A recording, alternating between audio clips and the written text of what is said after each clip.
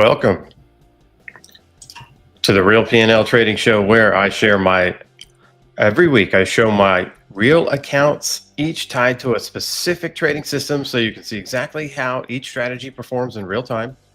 And I share my proprietary safe wheel. I trade that right here live, right in front of you.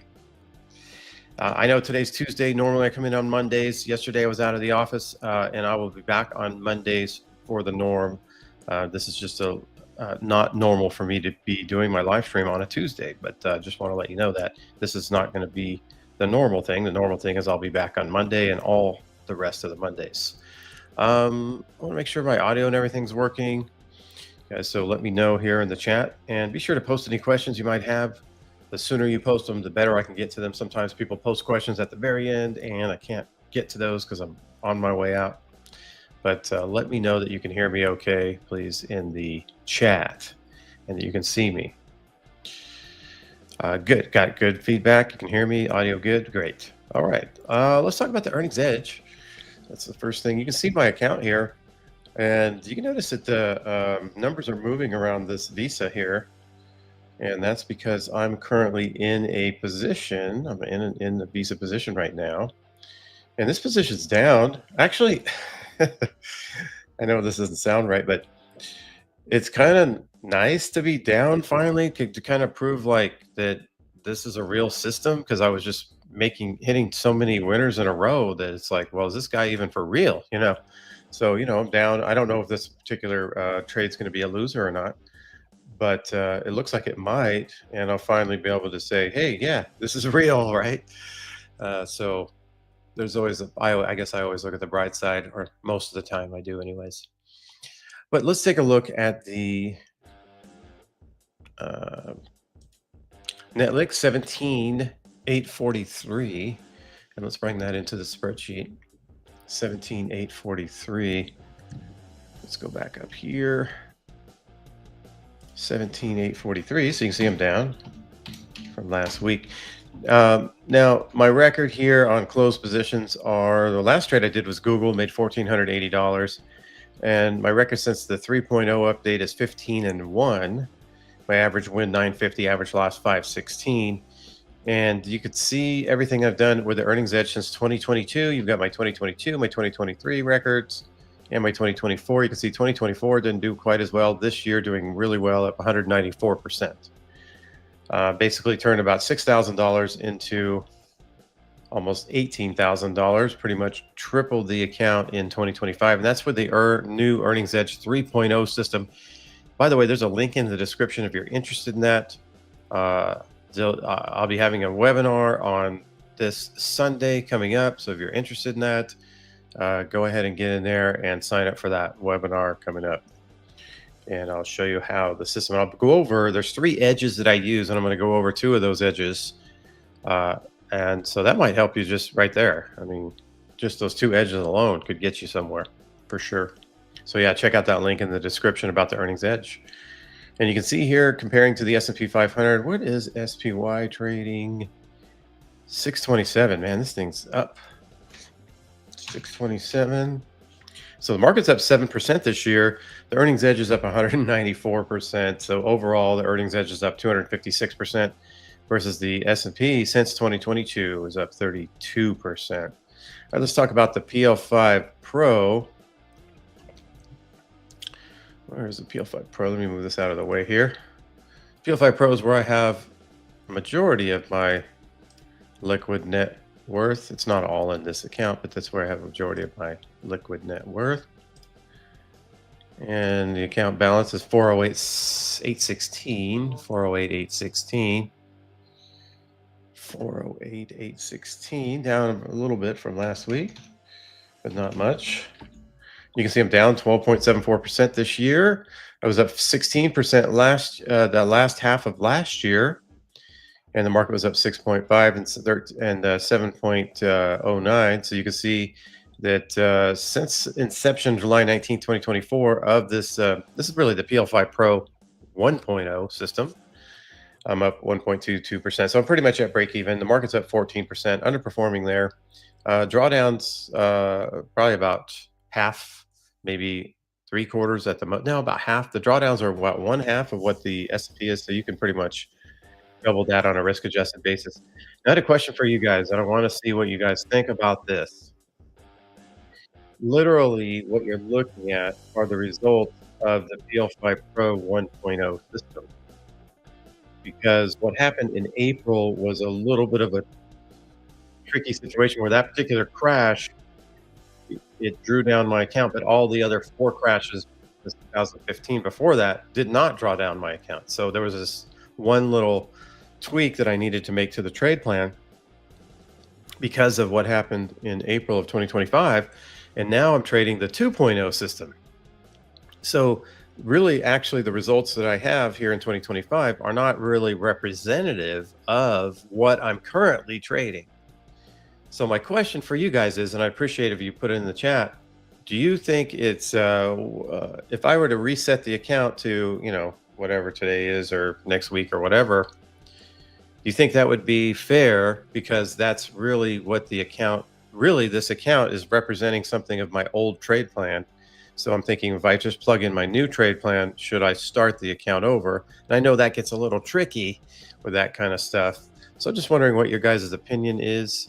Just give me, let me know in the comments in the chat here what you kind of think about that situation there. Because really, you're not seeing what's being represented with what I'm trading in here. But then again, I'm kind of resetting the account, so that's a little iffy too. So let me know what you guys think about that. And also, if you watch this later, let me know in the comment section rather than the live chat here. And I'll take a look at that when you get to it. Okay, so let me go to the PL5. Okay, so this one's more specifically designed to outperform the S&P, but it will draw down with the S&P. And my account is in IB. And so I can't bring the whole account over. It'll show my account number if I do. So it's 32,795 is the balance. So it's up about 20 bucks. Okay, so not too bad. 32,795. So pretty much break even for the week. And you could see here this particular variant of the PL5 since July 16, 2024. That last half of the year was up 10.2%, and the S&P was up 3.94. In 2025, I'm down 0.82, so down about 1%. The market's up 7. So overall, since I started trading this July 16, 2024, the PL5 is up 9.32%, and the S&P is up 11.3. So pretty much break even, up down about 2% from the S&P. So holding in with the S&P on the PL5 system. All right, so that is the PL5. Let's talk about the safe wheel. What's going on with that?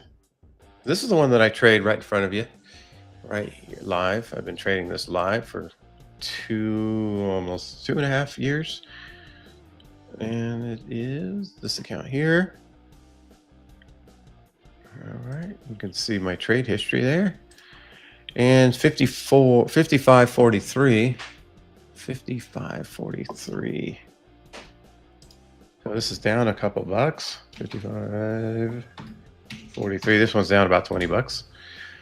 All right, so this the safe wheel. This is a great way to trade the wheel. It's a very conservative way to trade the wheel. I'm always collecting premium, and you can see from 2022 results, I outperformed the market by about 40%. 2023, I underperformed by 20.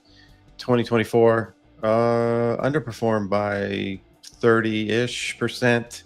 In 2025 so far, I'm underperforming by about 6%. I was outperforming when the market was crashing. But you can see overall totals on the safe wheel since the beginning of 2022, up 10.86%. The market's up 32% since then. Is that correct? Yeah, that's 32%. So on a risk-adjusted basis, this system only draws down maybe half. So really, I'm up around 22% when you compare it to the S&P, but I'm still underperforming a little bit. But if you're running the regular wheel, you're probably going to underperform. At some point, you're going to end up underperforming because you're going to, maybe you'll have 5, maybe you have 10 underlyings. And eventually those 5 or those 10 underlyings are going to go down, and they're going to stay down for a while. And you're going to have unrealized losses if you try to hold on to those positions. And eventually you will not outperform the S&P. The S&P is tough to outperform. right? It's the benchmark, and that's why everybody uses it. I don't see a lot of hedge funds outperforming the S&P, not on a risk-adjusted basis for sure. Um, but if we talk about the earnings edge on a risk-adjusted basis, even a risk-adjusted basis, I'm sure that it's outperforming. It's a lot more risky than holding the S&P, but then there's a lot more reward, especially that 3.0 system. But you should check it out if you're interested this Sunday. All right, so that is all the systems. Let's trade the safe wheel now. So I'm gonna move into the account, see what we need to do. What's going on with it? Okay, so I'm trading JD, and I don't have any shares, which means that the puts that I sold last week I did not get assigned. I do have my hedges. I've got a put hedge in place, and then I've got a long call, a little $5 long call. So here, let's take a look. The first thing you want to do is see if these hedges are correct or need any adjustments. So first thing is the hedge put hedge under 100 days? No. The next thing is it within 70% of the actual price? I know JD moved up quite a bit, so let's see. So my strike is the $25 strike, so 25 divided by what is JD trading at? 33.38, 33.38, 74%. Okay, so if it was 69 or lower, I would have to move that strike closer. It wouldn't be close enough to protect me, but it is because it's within 70%. So nothing to do there. The other question is, do I own 200 shares? No, I don't. So that put hedge is good. Then I have my long call at 40. I paid $4 for it. Nothing really to do with that. That's only there to protect the put hedge in case some type of takeover bid, something crazy happens with JD and it jumps to $60 or whatever. I don't want this put hedge to go to zero, which it would at that point. It would almost be worth nothing. And so I have this long call here to protect that. Okay, so my hedges are in place. Now I'm going to run the traditional wheel. I don't own any shares. I'm not looking to write a covered call or anything. I'm looking to just sell a put. And I want to get around, 33 cents for it. Let's see what I can get here. So I'm going to go, and I want to go into the nearest. Now, I might not get a full 33 cents because today's Tuesday, and I typically trade on Monday, so I've lost 1 day of depreciation. So, that's the way it goes sometimes when I have some other things that take priority and I'm out of the office. It's pretty rare, but it did happen on yesterday. So if I come out of the money at the 33 strike, I'll collect around 33, 34. So that's the one I'm going to sell. I'm going to sell one of these. If you have any questions about the sizing, let me know. If you have questions about the sizing and how I'm sizing everything, type it in the chat. Let me know, and I'll explain the sizing. So I'm going to go for 33 cents because I want to get about 1%. I want to get 33 cents because it's trading around 33. I'm going to sell one put. And that filled there. And now I'm just collecting, $33. And we'll see if I get assigned or if the traditional whale JD stays above 33 and I don't get assigned, I get to keep the premium, sell another put, or I can get assigned. Now, if JD falls significantly, I have a hedge to protect me. So that's why it's called the safe wheel, because it's safer than the regular wheel and I don't get stuck in positions. All right, so that is the trading. Let's see if there's any questions here. Kevin says, good morning. Good morning, Kevin. Avery says, hit the like button. Don't forget to hit that like button. That would help. If you appreciate what I do, which is to share my real P&L and my history of trading history, which no one else really does that. There's one other guy that kind of shares what's happened, but it's, not necessarily a good history. It's, the last few weeks or so, which is fine. I mean, at least he's sharing his P&L. But other than that, I don't see anyone sharing their P&L. I have a video that I'm putting together right now where I went in and I looked for I found about 26 instructors that I asked them to share their P&L in the comments, and I'll give you guys the results of what happened with that. So I'm putting that together.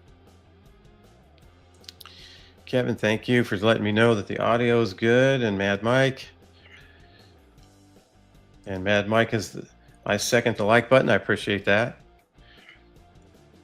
Okay, good. So Mad Mike says reset the account for the true results. All right, thank you for letting me know what you would do. If possible, I would say to keep both visible in the spreadsheet for a reminder of last year, and just the new one starting in 2026. That's a pretty good idea. I like that idea. Will says he almost didn't make it because today's Tuesday, not Monday in the normal time. Yeah.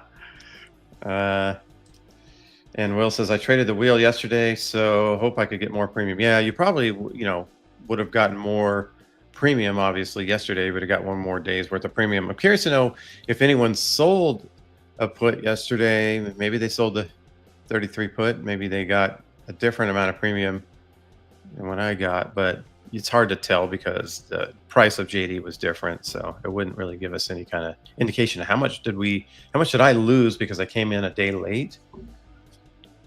The theta. This is Morris says, I am wheeling with Billy. Any thoughts on this pick? Billy. B-I-L-I.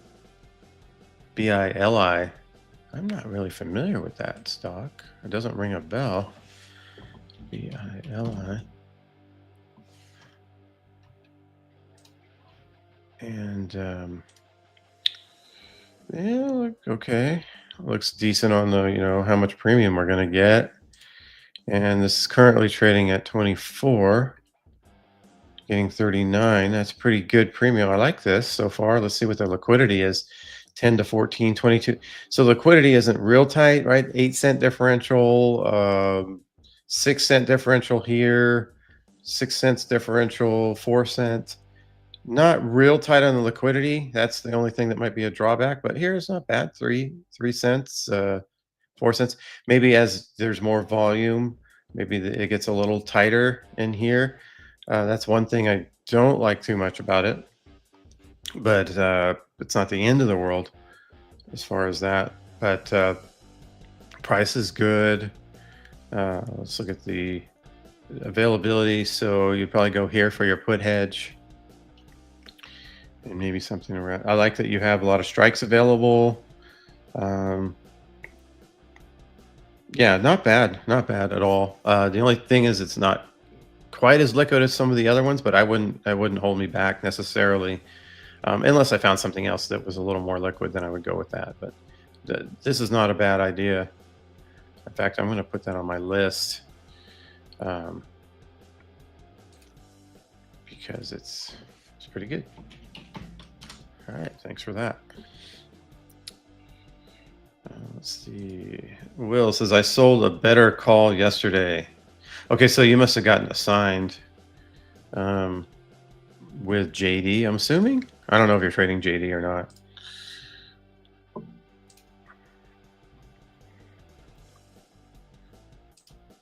Edwin says he's not a fan of the reset. Yeah, that makes sense. I mean, both ways kind of make sense. I mean, what you're seeing is not reality of what I would, if I would have traded the 2.0, what would have happened.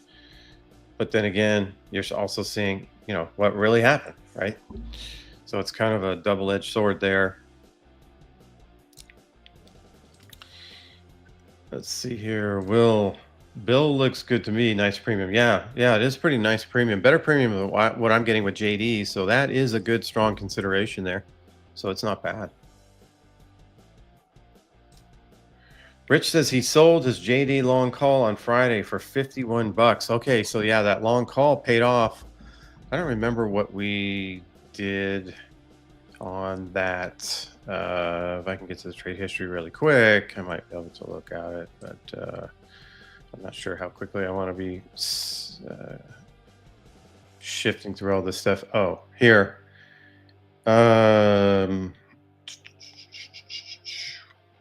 We got 49. So I got $49 for my long call. So that little $5 call, every once in a while it pays off, and paid off last week.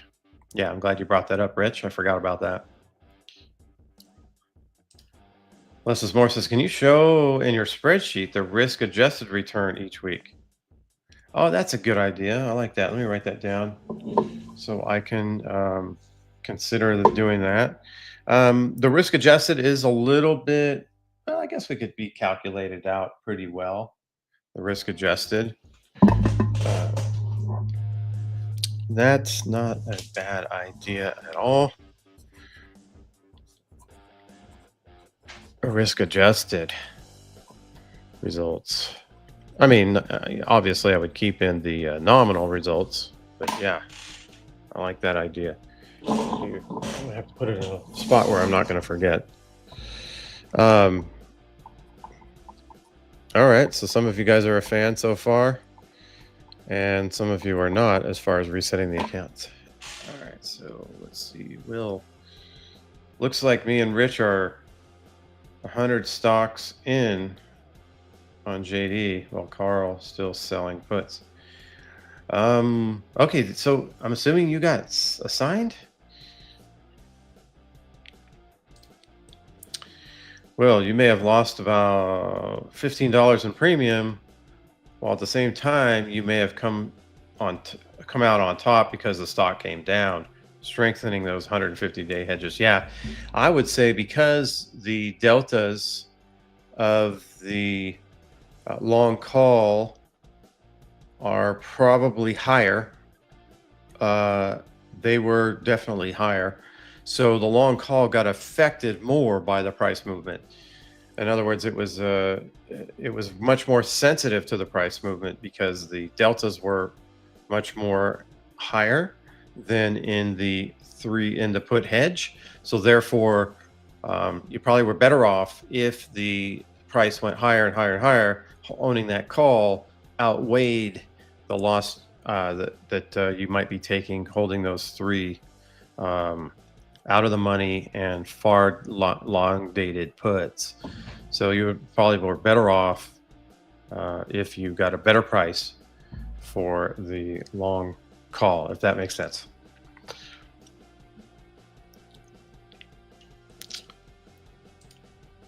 Avery says 45 cents on the roll. Yeah. Actually, it says here, yeah. So if you take the roll into consideration, yeah, we bought the long call here, sold this one. So we got into the new one. We made 49 cents on this one and we paid 4 cents for that one, basically. We were going to pay that 4 or 5 cents no matter what. Okay, any other questions or comments? All right. One thing I always like to say in parting, if the P&L is not real, what else are they trying to conceal? I'll be back next week, and I appreciate you guys.